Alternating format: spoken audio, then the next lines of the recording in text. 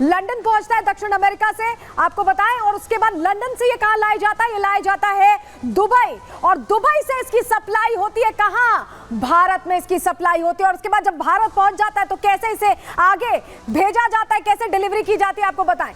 आगे आपको बताएं कि देखिए ये दो जगहें दिल्ली के, ये वो दो ठिकाने आपको बताएं। सबसे पहले देखिए हापुड़ उत्तर प्रदेश पहुंचता है जहां से तस्कर पकड़ा गया है, और इसके अलावा गोदाम कहां था? रमेश नगर और महिपालपुर में। तो ये गाजियाबाद यानी एनसीआर का पूरा इलाका इसकी जद में था और यहां पर इसे रखा गया था। और इसके बाद आपको बताएं इसको डिसेमिनेट किया गया रमेश नगर और महिपालपुर में, और यहां से आगे भेजे जाने की तैयारी थी।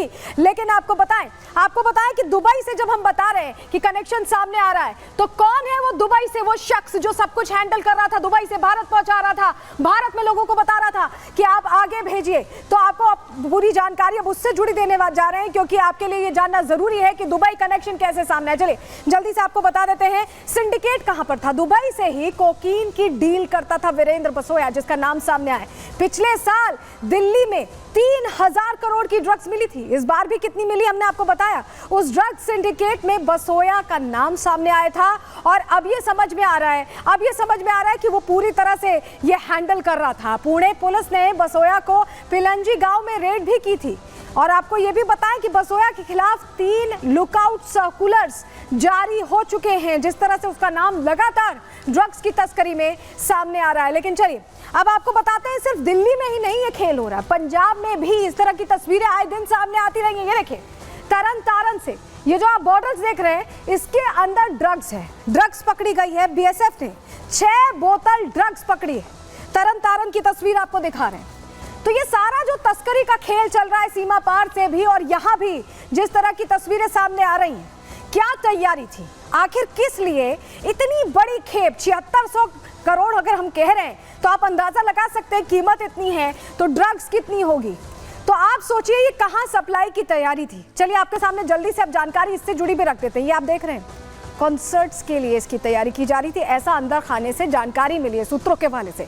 ड्रग्स खरीदने वाले डीलर्स की अब पुलिस तलाश कर रही है, क्योंकि हर लिहाज से जांच की जा रही है, हर एंगल से जांच की जा रही है। मनोरंजन जगत के कुछ नाम भी इसमें सामने आ सकते हैं। किस तरह से नेक्सस जुड़ा हुआ है आप समझ रहे हैं।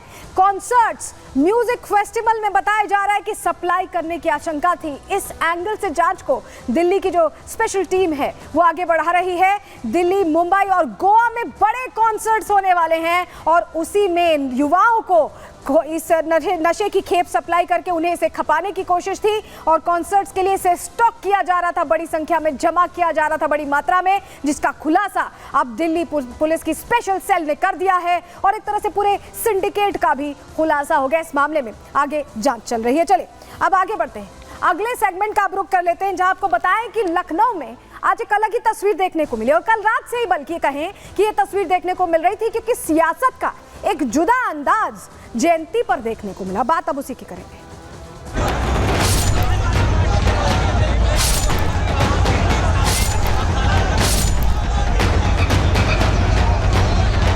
ये हमें सुरक्षा के साथ ले जा सकते थे, लेकिन सुरक्षा इसलिए लगाई इन्होंने कि हम जा ना पाएं। सुरक्षा कारणों से लखनऊ विकास प्राधिकरण ने उस स्थान को प्रतिबंधित कर रखा है। मूर्ति पर माल्यार्पण न करने देना ये बहुत ही घटिया और शर्मनाक हरकत है। श्रीमान अखिलेश यादव जी, जिन महापुरुषों का नाम लेकर के आप राजनीति कर रहे हैं, क्या उनके आचरण का छटाक भर भी आपने पालन किया है?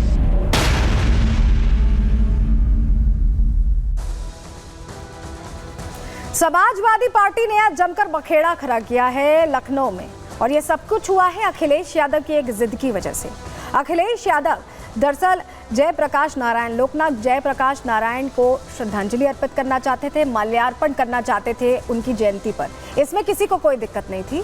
दिक्कत वहां खड़ी हुई जहां एक निर्माणाधीन इमारत JPNIC, जी हाँ, उसके अंदर जाने की जिद ठान ली अखिलेश यादव ने और उसको लेकर जमकर हंगामा हुआ। सवाल यही बना हुआ है, श्रद्धांजलि तो किसी को भी कहीं भी अच्छे मन से अर्पित की जाती है, उसी इमारत के अंदर जाने की ऐसी जिद क्यों थी? आज इसी पर आपको जानकारी देने वाले हैं। दरअसल ये तस्वीर एक शक्ति प्रदर्शन के तौर पर भी देखी समझी जा सकती है, क्योंकि आपको बताएं कि 10 जगहों पर उपचुनाव हैं और उत्तर प्रदेश में अब अखिलेश यादव लोकसभा चुनाव के बाद खुद को मजबूत महसूस कर रहे हैं। कुछ इसी तरह से लग रहा है। ऐसा क्यों हम आपको कह रहे हैं? ऐसा आपको बताएं, यूपी में उपचुनावों से पहले ही समाजवादी पार्टी ने नया दांव खेल दिया है। जेपी को श्रद्धांजलि देने के बहाने समाजवादी पार्टी ने जमकर हंगामा किया है। अखिलेश जेपी इंटरनेशनल सेंटर पर श्रद्धांजलि के लिए अड़े रहे। बिल्डिंग में निर्माण की वजह से उन्हें इजाजत नहीं मिली, निर्माणाधीन बिल्डिंग थी और समाजवादी पार्टी कार्यकर्ता भी पहुंच गया और उसके बाद जमकर हंगामा हुआ है। जी हां, जमकर हंगामा हुआ है और अखिलेश की जिद की वजह से फोर्स की तैनाती भी करनी पड़ी। जेपी सेंटर को टिन शेड लगाकर ढकना पड़ा। ये तस्वीरें सामने आई और इसको लेकर ऐसा लग रहा है कि ये मौका तो जयंती का था, श्रद्धांजलि अर्पित करने का था, लेकिन इसे अलग ही दौर में ले जाने की कोशिश कर रहे थे अखिलेश यादव। चलिए आपको पहले 2 तस्वीरें हम दिखा देते हैं। 2 तस्वीरें आपके लिए देखना जरूरी इसलिए, पिछले साल की तस्वीर भी आपको दिखा रहे हैं, जहां आप ये देख रहे हैं जो फांद कर जा रहे हैं, जी आप सही पहचान रहे हैं, वो अखिलेश यादव ही हैं, समाजवादी पार्टी के अध्यक्ष, और वो कूद कर जा रहे हैं अंदर माल्यार्पण करने जेपी की जयंती पर, जननायक की जयंती पर इस तरह से जा रहे हैं अंदर माल्यार्पण करने। तब भी इस तरह का सियासी स्टंट खेला गया था और आज की तस्वीर भी आपको दिखा रहे हैं, जो बड़ी संख्या में कार्यकर्ता आप देख रहे हैं, अखिलेश यादव को देख रहे हैं। ये जयंती पर संग्राम की आज की तस्वीर है। ये दोनों तस्वीरें तो हमने आपको दिखा दी कि किस तरह से एक अलग माहौल खड़ा करने की कोशिश हुई है। अगर आप सोच रहे हैं कि ये जयंती को लेकर था, लेकिन ये ऐसा नहीं था, ऐसा नहीं था। कैसा था, पहले आपको तस्वीर दिखा देते हैं। आपको बताएं कि ये शुरुआत जो अभी हमने आपको तस्वीर दिखाई, ये सुबह की तस्वीर थी। रात में तो और ही हंगामा हुआ, एक अलग ही अंदाज में अखिलेश यादव दिखाई दिए। ये रात की तस्वीर दिखा रहे हैं, जरा ऑडियो ऑफ करिएगा और ये तस्वीर दिखाइए, जरा ऑडियो ऑफ करके ये तस्वीर दिखाइए कि कैसे रात में पहुंचे थे। पहले देखने की इस बार कूद के फांद के पहुंच पाएंगे कि नहीं, देखिए। ये क्या लिख रहे हैं? निर्माणाधीन। अरे बेचारा गरीब आदमी है, जा भाई जा भाई, थोड़ा पीछे और हम भी लिख सकते हैं पेंट से, ब्रश को पेंट से तू लिख दे भाई, समाजवादी पार्टी जिंदाबाद। तो देखिए वहां पर एक पेंटर था जो शायद एलडीए के निर्देश पर ये लिखने पहुंचा था कि ये निर्माणाधीन बिल्डिंग है, लेकिन समाजवादी पार्टी के अध्यक्ष जब रात में पहुंचे तो उन्होंने क्या लिखवा दिया?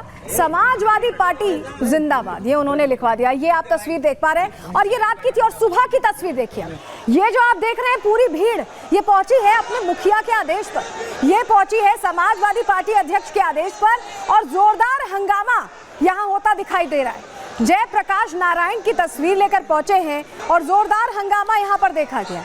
ये हंगामा इसलिए किया गया क्योंकि मांग थी कि अंदर जाना है, जेपी एनआईसी के अंदर जाना है, जो बंद है, जो निर्माणाधीन है।